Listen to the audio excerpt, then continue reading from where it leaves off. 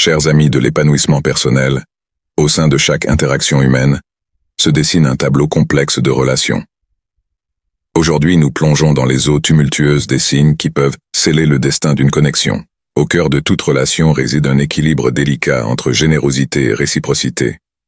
Pourtant, au sein de ce tissu relationnel, il existe des signaux indéniables qui exigent notre attention.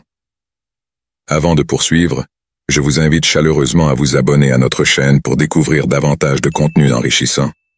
Maintenant, explorons ces indices subtils qui révèlent bien plus que ce que les mots expriment. Premièrement, détournez-vous de ceux qui, dès les premiers échanges, déclarent leur déficit monétaire comme une vérité fondamentale. Leur condition financière peut être précaire, certes, mais leur attitude révèle bien plus. Ils naviguent dans la vie avec une aisance qui tranche avec leurs dires, réservant leurs lamentations pécuniaires pour vos rencontres. Ces individus ne cherchent pas une alliance authentique, mais un moyen de vous exploiter. Dans une relation authentique, la bienveillance mutuelle est le socle sur lequel elle s'édifie. Avec cela, une telle fondation demeure insaisissable. Deuxièmement, évitez les personnes qui se disputent souvent et prennent parti. Au sein du tissu social, des tempêtes émotionnelles peuvent éclater, ébranlant les fondations même des relations les plus solides. Regardez autour de vous, et vous verrez ceux qui semblent attirer les conflits comme des aimants. Leur nature les pousse à engager des querelles pour des broutilles, à prendre position même là où la neutralité serait sage. Leur tumulte déchire les liens d'amitié, fragilise les alliances les plus chères.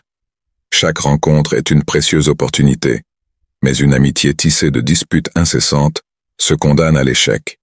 Les sages savent que la paix intérieure prime sur les conflits extérieurs. Ne laissez pas les tumultes des autres éroder la quiétude de vos relations. Troisièmement, évitez les personnes qui prennent légèrement les soucis des autres. Dans les chevaux complexes de nos relations, il y a ceux qui portent le fardeau des autres avec une légèreté déconcertante. Dans ce monde où les poids de la vie sont tissés de nuances, chaque souci, grand ou petit, façonne notre expérience. Mais se lier à ceux qui ne reconnaissent que l'importance de leurs propres tourments, laissant les soucis des autres flotter dans l'oubli, est une triste impasse. Le respect mutuel, pilier essentiel de toute connexion humaine, exige bien plus qu'un simple regard vers soi-même. L'expression sincère de gratitude et de compassion construit les ponts entre les cœurs, tandis que l'indifférence les laisse s'effondrer. Éloignez-vous de ceux qui dansent sur les peines des autres, et dansez plutôt au rythme de l'empathie et du respect. Tout simplement l'indifférence ou le mépris envers les difficultés des autres peut conduire à des tensions, à un manque de confiance et à une distance émotionnelle dans les relations. Ces comportements peuvent également indiquer un manque de respect fondamental pour les autres personnes en tant qu'êtres humains dignes de considération et d'attention. Quatrièmement, évitez quiconque impose vos croyances religieuses ou politiques. Au cœur de chaque interaction réside la danse délicate des différences et des valeurs. Pourtant, une ligne rouge demeure, l'imposition de nos croyances sur autrui. Chaque individu est une constellation d'expériences uniques, et la richesse des relations réside dans la reconnaissance de cette diversité. Ainsi, quel que soit notre attachement à nos convictions, les forcer sur autrui est une violation de l'intégrité relationnelle. Rien de bon ne peut émerger d'un tel conflit, et la sagesse réside dans la retenue, dans le respect de la dignité de l'autre. Les querelles engendrées par des croyances fermes peuvent causer des blessures profondes, érodant le tissu même des liens humains. L'arène des débats, où l'ego combat l'ego, ne produit que des victoires éphémères, au prix de l'humiliation de l'autre. Le vrai triomphe réside dans la préservation de l'intégrité de chacun, dans la construction de ponts plutôt que de murs. Lorsqu'on évoque l'imposition de nos croyances religieuses ou politiques sur autrui, il s'agit d'un acte de prosélytisme qui peut entraîner des tensions, des conflits, et même la rupture de relations précieuses. Chaque individu a ses propres convictions, ses propres expériences de vie qui forgent son identité et sa vision du monde. Forcer nos croyances sur les autres revient à nier cette diversité humaine et à ne pas reconnaître le droit à chacun de penser différemment. Cinquièmement, si vous vous sentez angoissé lorsque vous rencontrez un ami, évitez cet ami. Lorsque vous rencontrez un ami, c'est amusant au début, mais plus vous vous rencontrez, plus c'est amusant.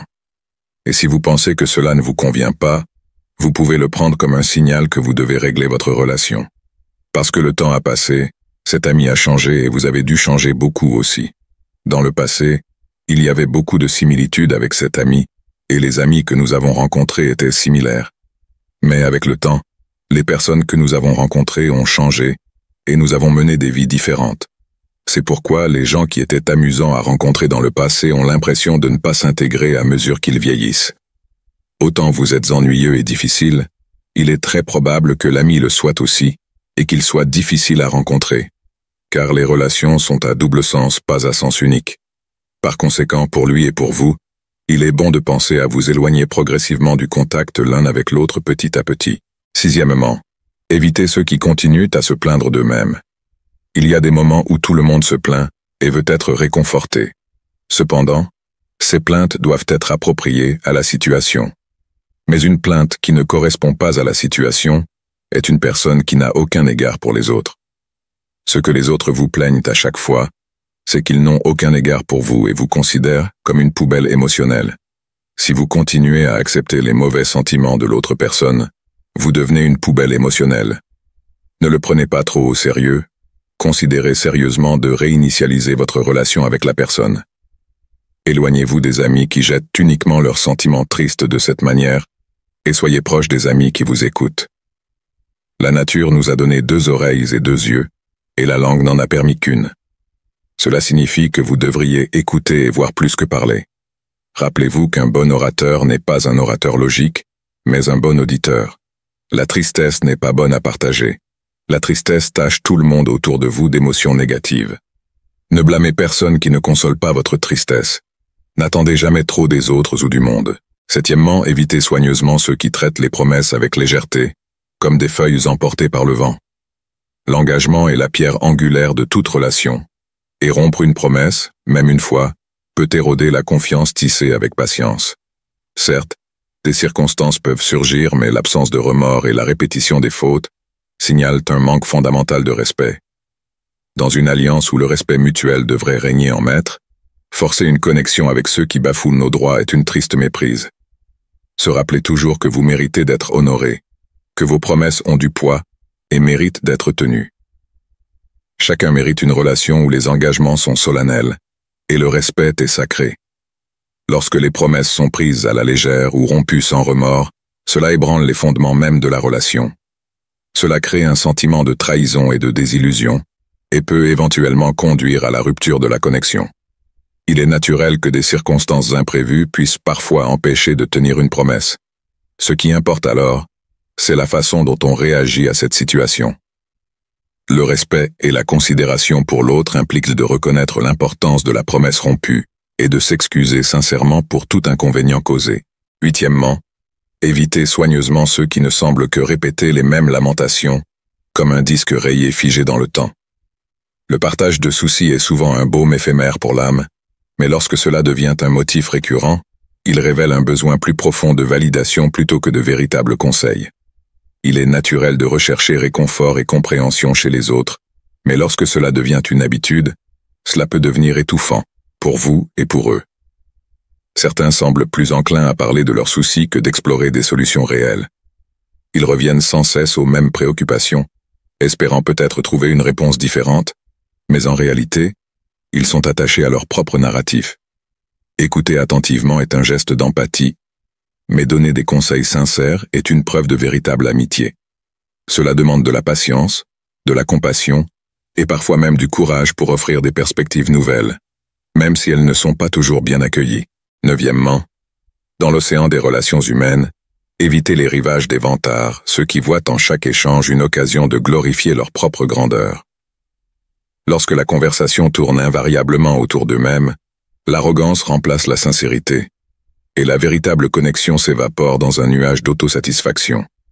La plus vaine des vantardises réside dans la nostalgie du passé, où les exploits d'antan deviennent l'unique récit d'une vie. Pourtant, la clé du bonheur réside dans la joie du présent, dans la gratitude pour ceux que nous avons ici et maintenant. Les véritables sages ne ressassent pas les gloires passées, mais embrassent humblement les défis et les opportunités du moment présent. Souvenez-vous, la véritable grandeur réside dans la modestie de l'esprit. Ceux qui enflent leur propre mérite sont rarement comblés, car le véritable bonheur réside dans la simplicité et la modestie. Si vous avez trouvé cette réflexion enrichissante, je vous invite à vous abonner à ma chaîne L'éveil motivé, pour découvrir davantage de contenus inspirants.